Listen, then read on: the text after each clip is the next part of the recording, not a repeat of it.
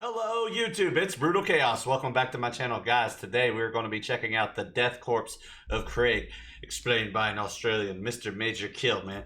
So make sure you show some love, guys. Make sure you subscribe. Hit that notification bell if you enjoy the content. I appreciate you guys. Like I said, you have been freaking awesome, and it's so appreciated, guys. So I hear you. You want more Warhammer, and it is coming. So guys, thank you for your criticism and all that stuff. Like I said, if you want to see more of me, I stream on Twitch, and I have other socials as well. And I'm also part of the Reapers of Fate. Guys, you know the drill. Let's go. Let's pull this up. I can't wait to check out some more Majorkill. More coming from all of these YouTubers, guys. So let's check it out and learn about this together, because I have not heard about the Death Korps. So let's go. G'day, guys and gal. Staunch, brave, twisted, and potentially suicidal.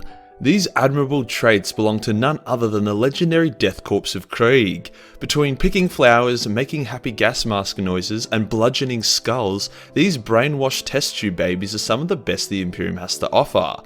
After all, when morale is no longer an issue, the battle is already won.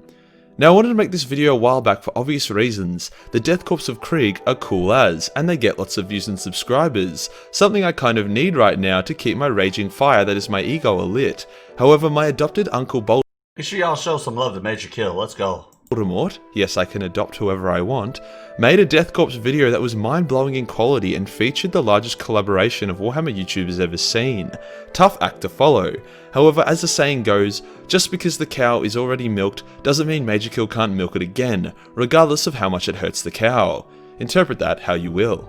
Before we get started, the first episode of the Homebrew Adventures animated series is going live this Friday at 11 AM Australia time, 10 AM Eastern Standard Time, or 3 PM London time. If you haven't heard of me speak of this series, it's basically a fully fledged animation I've been working on with a team of people for the last few months.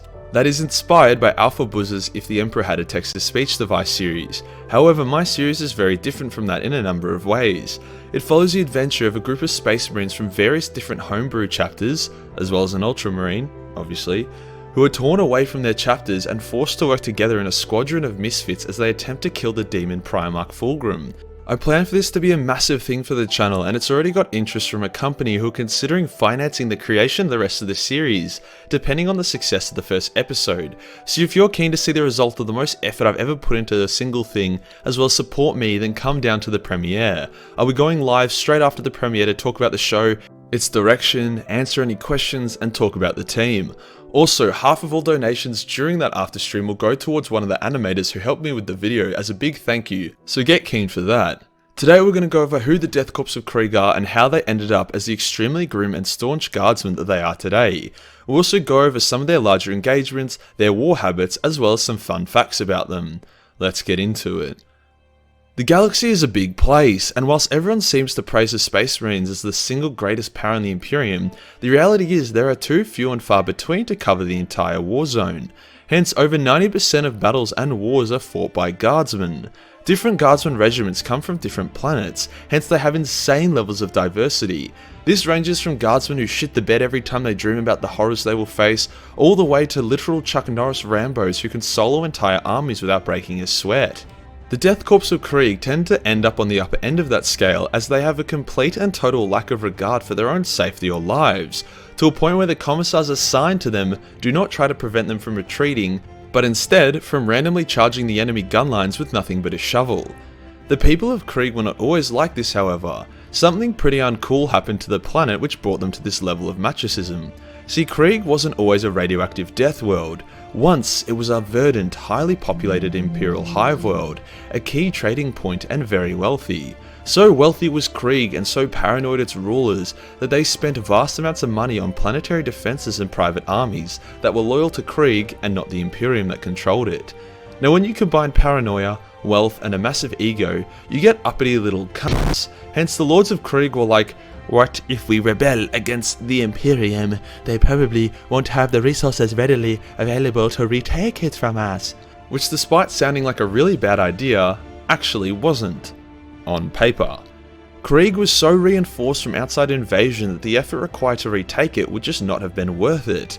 Hence, unsurprisingly, Krieg, which is also the German word for war, staged a coup. The Krieg traders ambushed the Loyalists at hundreds of positions, taking over all the hive cities and key locations bar one. The Loyalists were so overwhelmed that there was little they could do to stop this well-funded succession, but the Loyalists of Krieg are based on Germans, and the Germans are great at war. But Majorkill, Germany lost both world wars. Silence your decrepit mouth, Timmy, before I fuck you with a shovel. Just because they lost doesn't mean they weren't good at it. I love Majorkill, dude. He's freaking hilarious, bro. You're like, shut up, little Timmy. Oh my god. So far, I really love the Death Korps, man. I love their armor. Dude, they sound super reinforced, so let's go. Rewind it a little bit, and maybe not. But there was little they could do to stop this well-funded succession. But the Loyalists of Krieg are based on Germans, and the Germans are great at war. But Majorkill, Germany lost both world wars. Silence your decrepit mouth, Timmy, before I fuck you with a shovel. Just because they lost doesn't mean they weren't good at it. All the girls I sleep with act disappointed and never come back, but that doesn't mean I'm bad at sex. Hence, they dug in and defended their last hive city. The commander of the Loyalists was a man by the name of Colonel Jurten. Starts with a J, but because he's German, the J is silent. Jurten got in contact with the Imperium, who were like, sorry, buddy, not worth our time and effort, you're on your own. So yeah, feel free to destroy the enemy any way you see fit. And then the Archmagos, who was with Jurten, was like, beep, boop, we have a nuke. So Jurten was like, fuck it, and channeled his inner Kim Jong-un and unleashed atomic genocide upon his own planet. See, whilst the Loyalists were wildly outnumbered and outgunned, they were prepared for a planet-wide nuclear strike. The traitors were not. Let's just say, after the world was reduced to a radioactive wasteland so toxic, it would make the Fallout games look like a holiday destination, and billions of people died. The odds were evened out. Over the next 500 years, the Loyalists and traitor survivors engaged in a violent, hectic war of attrition. Hundreds of thousands of kilometers of razor wire, trenches, and bunkers were built. Both sides became bitter and bloodthirsty. However, the Loyalists began creating their soldiers by using artificial wombs and cloning, meaning they could create large numbers of consistent troops. On top of this, every Loyalist of Krieg was told that they all owed a life debt to the Emperor due to Krieg betraying the Imperium, and that the only way they could repay that debt was by collecting 100 Nazi scalps!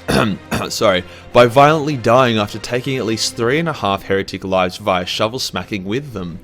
At the end of the 500 years, Krieg was nothing more than a smoking crater with thousands of bunkers beat beneath its surface. But it was once again under Imperial control. Yay! The Imperium took note of this but didn't really care that much initially. What could have blasted Death World off of the Imperium? The answer was serious fuel for the meat grinder that is Warhammer 40k. Krieg offered up 20 fully equipped and trained regiments of guardsmen with more on the way, straight up. On top of that, these soldiers requested to be placed in the most horrific war zones available. Now before we talk about some of those wars and battles they've taken a part in, let's first dial it back and talk about the Kriegsmen and women themselves. While they are fun and badass as an army, the people of Krieg are about as fun and interesting to talk to as a junkie who just overdosed on opioids. They have no names, only numbers. They never remove their armor and face masks in the presence of non-Kriegsmen, and they are clones of each other. Imagine they are like the clones from Star Wars, however you replace their witty quips of brotherly love for each other with 500 years of trench warfare kicked off by nuclear fire. On top of this, it's thought that the average age of the Krieg's guardsmen is really low, as they're sent off to war pretty much as soon as they are ready. If you're trained your entire life, this could be as soon as you were 16 or even 15. As they don't remove their masks and their voices likely have a Darth Vader-esque filter on them, it's really hard to tell even the gender of the Kriegsmen you might be dealing with. Overall, this really ticks a lot of diversity boxes. They're a mix of Germans, so white people, child soldiers, so Africans, clone troopers from Star Wars, so aliens, and they have no regard for human life, so Asians. I think the key to ending racism is by deploying the Death Korps of Krieg. Moving on to some of their wars and engagements now. The Death Korps of Krieg haven't been around super long despite the massive impact they have already had for the Imperium, so it might surprise you to learn that their first main engagement was the legendary Siege of Vrax. Now the Siege of Vrax was incredibly hectic and long, and I don't want this video to be 10 hours, so the gist of it was that a priest that got too religious and fell to chaos after he spent too much time hanging around orphanages at night time. He then gathered a massive army of zealots and took the planet of Vrax and fortified the living shit out of it, before declaring war on the Imperium. The Death Korps were deployed to the planet by the millions, and after 17 years of non-stop hectic warfare, attrition, and death in which even Space Marines had to get involved in, the planet was retaken. The next main instance we see the Death Korps of Krieg was during the Fisting of Durandus. That's not what it's officially called, that's just my name for it. Basically, the Hive World of Durandus was sick of paying their taxes, so instead of just using a good accountant to claim a bunch of expenses, hence increase their profits, they declared independence from the Imperium and killed the diplomats sent in to resolve the issue. Now, declaring independence from the Imperium of Man is never a good idea. Krieg and Vrax did it, and were completely decimated via metaphorical anal maceration, and they were some of the most fortified planets in the galaxy, so a single hive city with no army or real defenses is going to have a really bad time. And have a bad time they did, as the Death Korps of Krieg simply begun shelling the city non-stop for 5 years. Anyone who tried to escape the city during this time was gunned down. After 5 years, the city declared its unconditional surrender. In response to this, the Kriegsmen continued to shell the city for another 5 years. The last 2 years of that, there wasn't a single bit of life detectable in the city, but they continued anyway. You might be like, wow, what a waste of shells. And to that I say you're missing the bigger picture. The siege, or rape of Durandus, because it wasn't really a siege, paints a very clear picture of what would happen if you rebel against the Imperium. Sure, they could have just shelled for 5 years, accepted the surrender, and then executed a bunch of people, but that sends a message that you can spit on the Imperium and live to tell the tale. No, it needed to be clear that if you deny the Imperium, not only will you die, but your family, your legacy, and your home would also die, and then when you are dead, your corpse would die, until only your ashes and dust would remain, and then your ashes and dust would be blown to smithereens, and then your smithereens would be bombed into oblivion. The Kriegsmen would then be put up against the Necrons, and this war would really show off their weakness and problems that emerge when you reject your own humanity. So basically, don't mess with the Imperium. Through one right there. Would then be put up against the Necrons, and this war would really show off their weakness and problems that emerge when you reject your own humanity. The world of Hieronominus Thera, nailed that pronunciation, I'm getting good at this, was a Necron tomb world that began to awaken. In response to this, the Death Korps of Krieg arrived and began fighting them in a war of attrition. Now, Kriegsmen are good at attrition, but the Necrons don't need food or sleep and can self-repair. That is like attrition god mode. Despite this, the Death Korps were actually able to hold them back and even figure out where the Necron command center was. All they had to do was drop off an atomic weapon there, and then bang, the Necrons would go away. Unfortunately for the Kriegsmen, being total dicks to the entire planet and executing hundreds of Planetary Defense Force soldiers because they didn't like being retrained to become Kriegsmen resulted in them being the bad guys. To a point where, on the way to blow up the Necron command nexus, the Kriegsmen were ambushed and fought off by the local human populace who had embraced the Necrons as their gods and saviors from the invading armies of Krieg. Fair enough. Hence the soldiers of Krieg were like, fuck this, and left, allowing the Necrons to take the planet and likely sodomize the human population there. However, this war would not be a waste, as the knowledge they gained fighting the Necrons would prove invaluable in the Offrian War. The Necrons attacked Aramar Prime. The Death Korps arrived, and when the main Necron invasion struck, the only force that was not able to repel the Necron assault, but then was able to lead a counterattack which crippled the Necron army, was the Death Korps. Nice. The Death Korps of Krieg would go on to fight Tyranids, Tau, Kroot, more Tyranids, and Orcs. They would even take a part in the Third War for Armageddon and drive back and win the day many times. The thing is about the Kriegsmen is they aren't actually brave. Being brave is confronting and overcoming your fears through action. Kriegsmen have no fear.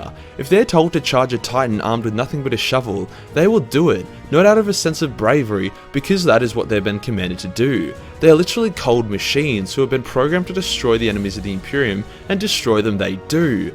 They regard human life in the same way they regard ammunition and vehicles, as a resource that needs to be expended.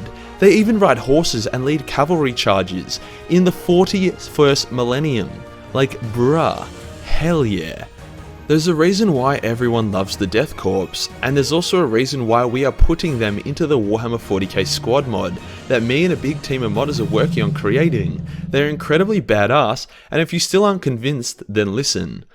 In a galaxy with demons the size of buildings, with weapons that can destroy entire star systems, with titans that tower over battlefields and men that can level entire cities with just their mind, A Death Korps guardsman need only a shovel to bring the Emperor's justice upon his enemies. And that does us for today, guys, the lore of the Death Korps of Krieg and why you should pick up a shovel and gas mask and bludgeon your enemies to death. As a disclaimer, I am not responsible for said bludgeonings. If you enjoyed the video, want to see some hentai, and want to support the Oh, Jesus, man. Freaking, that was the Death Korps of Krieg, man, guys. They are super awesome, man. They'll charge right in with the shovel, tear some stuff up, bro. I can see why people really like them. They're definitely badass. Guys, keep being freaking awesome. Appreciate all the love, all the support, the criticism, everything you guys, do is super awesome. Thank you guys for subscribing to the channel. If you enjoy the content, guys, also, thank you for smacking that like button.